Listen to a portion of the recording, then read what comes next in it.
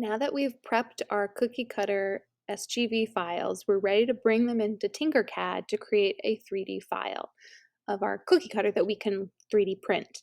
I've signed into my account and I'm going to create a new design. And the first thing when the new design opens, I'm going to change the name because Fantastic Lappy Go-Go is not going to help me find it when I need to find it. So we'll do emoji cookie cutter.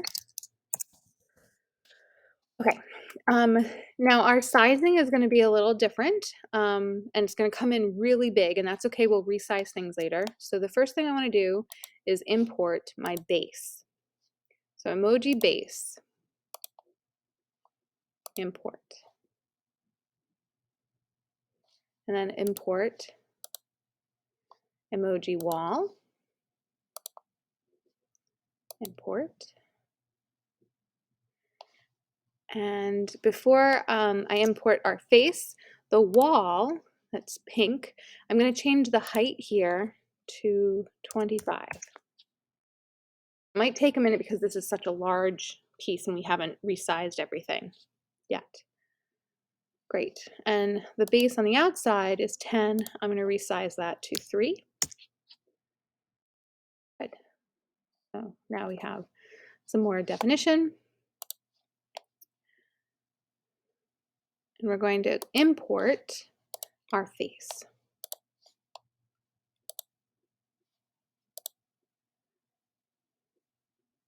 Great.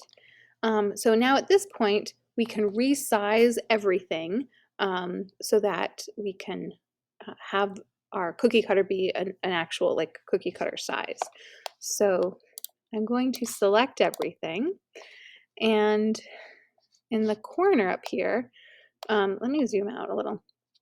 Using the middle scroll of my mouse, I can zoom out. I'm going to hold down the Shift key and click on the corner, and that will allow me to, if I change one of these, it will keep the aspect ratio and change the other. So we're in millimeters, which is fine. I would like my cookie cutter to be about 70 millimeters, which is about 7 centimeters. And so it changed it for me. And if I want to get in to it, there we go. Hitting that will let me zoom. And there's my cookie cutter. Now, if you'll notice, the face is not connected. So if I print this, the face wouldn't stay connected in place. So we need to create some connectors so that our face will stay in place. The easiest way to do that is to grab a box and bring that out, expand, shrink a little. I'm covering the eyes right now.